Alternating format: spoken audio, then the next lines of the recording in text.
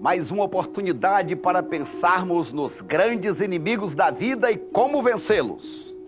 Já vimos que devemos vencer os gigantes da vida no nome e no poder do Senhor. Segundo, vimos que devemos vencer o gigante da ira, aquele sentimento ruim que vai somando, que vai ali muitas vezes fermentando dentro de nós. E agora quero pensar com você sobre o tema vencendo o gigante do fracasso. Sim, de vez em quando o fracasso se levanta nas nossas vidas. E quero ler com você na palavra de Deus, segunda carta de Paulo aos Coríntios, capítulo 4, dos versos 7 ao verso 9, que diz assim: temos, porém, este tesouro em vaso de barro, para que o poder extraordinário de Deus seja de Deus e não nosso. Sofremos pressões de todos os lados e não estamos arrasados. Ficamos perplexos, mas não desamparados. Somos perseguidos, mas não destruídos. Abatidos, mas não derrotados. Trazendo sempre no corpo o morrer de Jesus, para que também a sua vida se manifeste em seu corpo. Quando nós pensamos em vencer os gigantes da vida, lembramos que mais cedo ou mais tarde este gigante aparece. Isso não é pessimismo. Alguém já disse o seguinte: se tiver uma coisa mais garantida na vida do que a morte, é o fracasso. Todos nós, mais cedo ou mais tarde, um dia ou outro, poderemos experimentar algum momento, alguma situação de fracasso em nossas vidas. Experimentar um momento de fracasso não significa ser um fracassado. A minha palavra nesta oportunidade para você é como vencer o gigante do fracasso. Em primeiro lugar, descubra a razão do seu fracasso. Veja o nosso texto, versos capítulo 4 de 2 Coríntios, capítulo 4, versos 17 e 18, diz assim: os nossos sofrimentos leves e momentâneos estão produzindo glória e peso eterno maior do que todos os sofrimentos. Assim fixamos os olhos não naquilo que se vê, mas naquilo que não se vê, pois o que se vê é transitório, mas o que não se vê é eterno. Portanto, quando pensamos em fracasso, muitas vezes fracassamos agora para ter vitória depois. Fracassamos no secundário para ter vitória no que é importante. Fracassamos no temporário para termos vitória no que é eterno. Fracassamos naquilo que é aparente para termos vitória naquilo que é interior. Portanto, quando pensamos em fracasso, primeiro, qual a consequência? Ou seja, o que é que está causando o fracasso?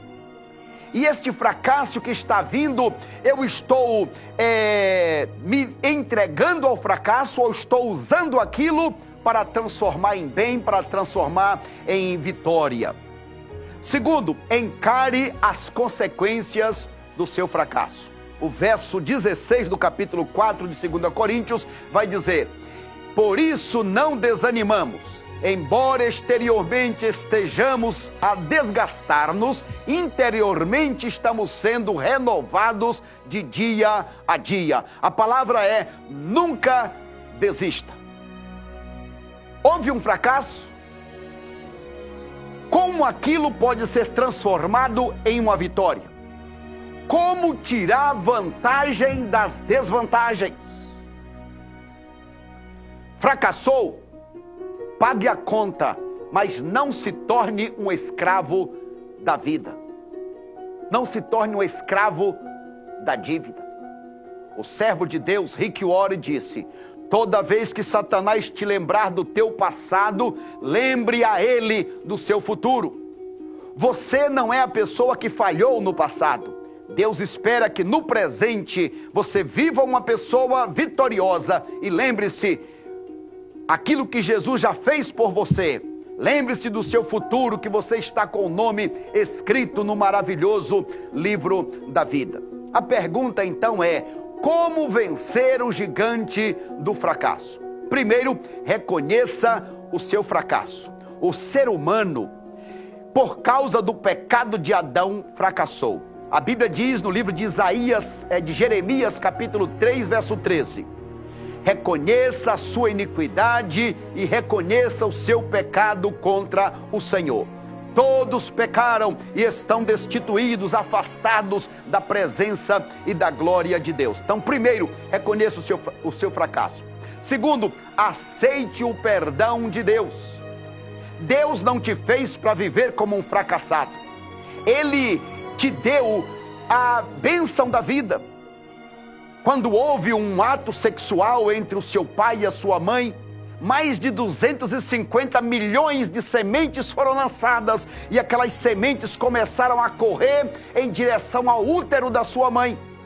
Mais de 250 milhões de sementes ficaram para trás e você chegou lá. Então você é um campeão, um vencedor. Só em ser concebido já deixou mais de 250 para trás. Aí você um dia nasceu. Quantas e quantas pestes, doenças, acidentes você venceu? Então você nasceu para ser o mais que vencedor e não um fracassado. Aceite o perdão de Deus. A Bíblia diz no Salmo 103, verso 10: não nos trata conforme os nossos pecados, nem nos retribui conforme as nossas iniquidades. Deus não lança em rosto o seu pecado quando você busca o perdão dele. Terceiro, nunca desperdice as lições do seu fracasso. Quando estiver passando por um momento de terror, quando você for tirado da sua zona de conforto, a grande pergunta é: qual é a lição? O que é que Deus quer me ensinar com isso? Um servo de Deus, W.A. Tozer, disse o seguinte: é muito improvável que Deus use uma pessoa que nunca sofreu profundamente uma dor.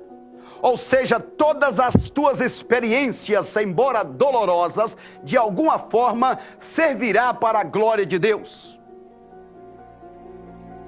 Quarto, aceite o fracasso como um fato na vida, não como um modo de vida.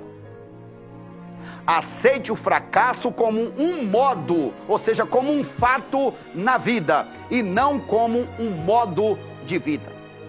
Provérbios capítulo 29, verso 1 vai dizer: quem insiste no erro depois de muita repreensão será destruído sem aviso e irremediavelmente. Não aceite viver no fracasso. Quinto, levante-se do fracasso e recomece. Uma criança, quando cai, ela não cai porque quer cair, mas se ela cai, o que é que deve acontecer? Os pais irem lá e pegar? Não. Os pais devem estimular para que ela se levante. Guarde esta frase: onde quer que você esteja é ponto de partida. Onde quer que você esteja é ponto de partida. É hora de recomeçar novamente. Você já ouviu falar de Kabir Jonas Salk? Kabir Jonas Salk fracassou 200 vezes ao tentar criar a vacina contra a polio. Mas será que ele falhou mesmo?